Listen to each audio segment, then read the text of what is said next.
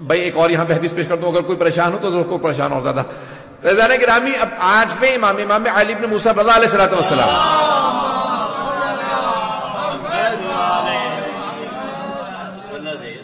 حدیث ہے، آپ فرماتے ہیں کہ جو 4 چیزوں میں عقیدہ نہیں رکھتا وہ ہمارا شیعہ نہیں ہے.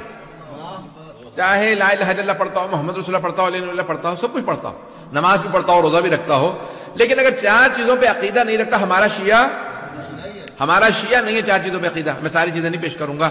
ان میں سے ایک ہے شفاعت. جو شفاعت پہ عقیدہ نہیں رکھتا وہ ہمارا شیعہ نہیں ہے. اس کی شفاعت نہیں ہوگی جو شفاعت پہ عقیدہ نہیں رکھتا. بھئی جو عقیدہ ہی نہیں رکھتا اس کی شفاعت کیسی؟ بھئی ایک صاحب کہتے ہیں بھی ویکسین کا اثر نہیں ہوگا، وہ لگوا بھی لے تو اثر نہیں ہوگا. چلے میں آپ کو سٹڈی پیش کر دیتا ہوں. ایک امریکہ کے اندر انہوں نے ایک سٹڈی کی، ان کا ایک آدمی کو سزائے موت سنا دی تھی.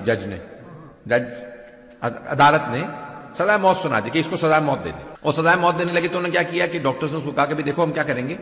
ایک انہوں نے سانپ دکھایا، انہوں نے کہا یہ جو سانپ ہے نا اس سے تمہیں ڈسوائیں گے پاؤں پہ، اور تم اس سے مرو گے، ہم تمہیں الیکٹرک چیئر پہ نہیں بٹھائیں گے. یہ امریکہ میں عموماً الیکٹریکیوٹ کرتے ہیں، تو آنکھوں پہ پٹی باندھ دیتے ہیں. انہوں نے باندھا بوندا، انہوں نے کہا بھی ہم وہ سانپ لا رہے ہیں. اب کیا کیا انہوں نے، وہ 2 سوئیاں لائے اور وہ پاؤں پہ اس کے مار دی. 2 سوئیاں ماری پاؤں پہ کہ جہاں پہ بتایا تھا کہ یہاں پہ سانپ کاٹے گا، کہ دیکھیں کیا ہوتا ہے اس آدمی پہ اثر. وہ باقاعدہ مر گیا، آدمی مر گیا. اب انہوں نے کہا بھائی یہ ذرا اس کا پوسٹ مارٹم بھی کیا جائے کہ 2 سوئیوں سے کیسے مر گیا. یہ مجمع نہیں میرے ساتھ، 2 سوئیوں سے مر کیسے گیا. نہ اس میں زہر تھا، نہ الیکٹریکیوشن تھی، کچھ بھی نہیں تھا. جب انہوں نے اس کا باقاعدہ پوسٹ مارٹم کیا تو کہا کہ اس کے جسم سے وہی زہر نکلا جو وہ سانپ میں ہوتا. ان کا جب سانپ سے ڈسوایا بھی نہیں، 2 سوئیاں ماری پاؤں پہ، اس سے مر گیا. تو کہتے ہیں انسان جو تصور کر لے، عقیدہ بنا لے،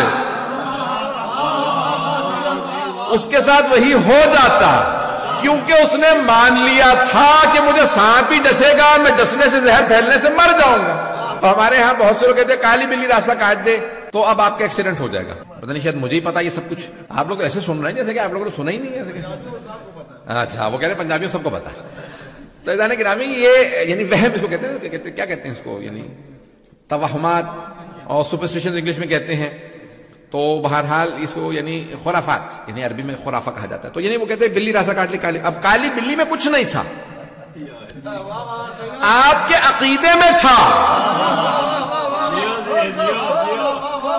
میں پاکستان میں اپنے خاندان میں کسی کو سمجھا رہا تھا، میں نے کہا بلی سے کچھ نہیں ہوتا. کہنے بھیا آپ مولویوں کی باتیں، کئی دفعہ ہو چکا ہے ہمارے ساتھ. لاہور میں ہم گئے باہر اور ایکسیڈنٹ ہو گیا، بلی نے راستہ کاٹا تھا. بھئی یہ بلی سے نہیں ہوا، آپ کے عقیدے سے ہوا. پتہ نہیں مجمع ہے یا نہیں ہے. ہمارے ایک بہت بڑے مقدس قوم کے استاد وہ کہتے تھے حدیث نبوی، میں نے خود نہیں پڑھی ہے، استاد کے اوپر پیش کر رہا ہوں. استاد شیخ احمد عابدی بہت بڑا تبھی تو درس خارج پڑھاتے ہیں، یعنی اس زمانے شروع کر دیا تھا. تو وہ کہتے تھے حفظہ اللہ تعالی، کہتے تھے میں نے حدیث دیکھی ہے پیغمبر اسلام کی کہ اگر تمہیں فعل بد ہو، یعنی کوئی وہم بیٹھا ہوا ہو، وہم نہ کرو، لیکن اگر کوئی ذہن میں وہم ہے تو پھر اس پہ عمل کرو، کیونکہ جو تمہارا عقیدہ وہی ہوگا. نہیں ہے مجمع، پتہ نہیں لوگ ہے یا نہیں. کوا یہاں سے اڑ کے گیا تو یہ ہو جائے گا بھئی، کیونکہ عقیدہ ایسا ہے تو ہو جائے گا. کوے میں کچھ نہیں ہے. پتہ نہیں بات پہنچ رہی ہے نہیں پہنچ رہی. بلی نے راستہ کاٹا تو میرا ایکسیڈنٹ ہوگا، بلی بیچاری میں کچھ نہیں تھا، آپ کے عقیدے کی وجہ سے ایکسیڈنٹ ہوگا.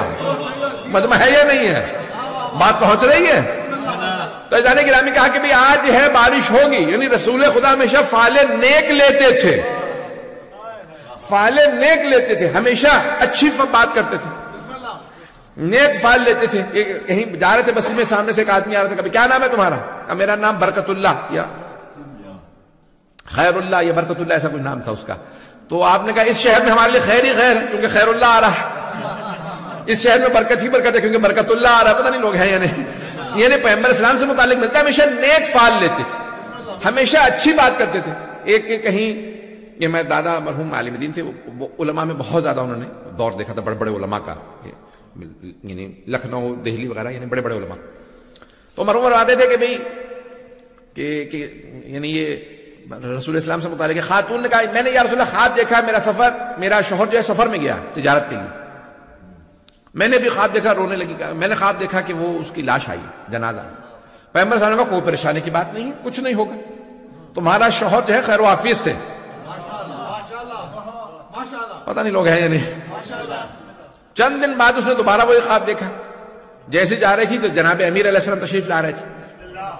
تو جناب امیر سامنے آ سکے. مولانا کیا بات ہے, کیوں رو رہی ہے اتنا؟ کہ یا علی میں نے اس طرح سے خواب دیکھا کہ میرے شوہر کا جنازہ ہے. مولانا کا پریشانی کی بات نہیں ہے, تیرے شوہر کو کچھ نہیں ہوا, وہ خیر و عافیت سے ہے, وہ انشاءاللہ مال دولت کے ساتھ آئے گا, گھر چلی جائے, کوئی پریشانی. اس نے آنسو صاحب کے چلی گئی. اب چند دن بعد پھر چند ہفتے بعد اس کو پھر وہی خواب آیا. اب ایک اور صحابی, ان کا نام لینا مناسب نہیں, کئی لوگوں کے نام لیتے FIR کٹ جاتے ہیں, انسان ہے جیل چلا جا سکتا. تو اب عزیزان گرامی ایک اور صحابی آ رہے تھے سامنے. انہوں نے کہا کیا بات ہے, کیوں رو رہی ہے؟ انہوں نے کہا میں نے اس طرح سے خواب ابھی منہ سے نام نکلنے والا تھا.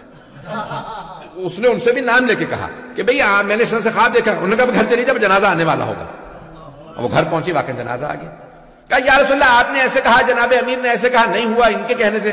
کہا جیسی تم خواب کی تعبیر لوگے ویسی تعبیر ہوگی. ہمیشہ نیک سوچو, اچھا سوچو, اللہ انشاءاللہ کرم کر دے گا مجھ پہ. اگر ایک آدمی پہلے نہیں میرا تو آج تک بھلا ہوا ہی نہیں ہے, میں بیماری میں ہوں, مر جاؤں گا. عزیزان گرامی جیسا سوچو گے ویسا ہی ہوگا.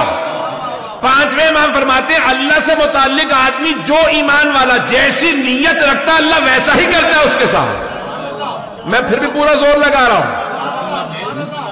عزیزان گرامی یہ انسان پوری کوشش کرے کہ ہمیشہ نیک سوچے, حسن ظن رکھے, اللہ سے متعلق حسن ظن رکھے.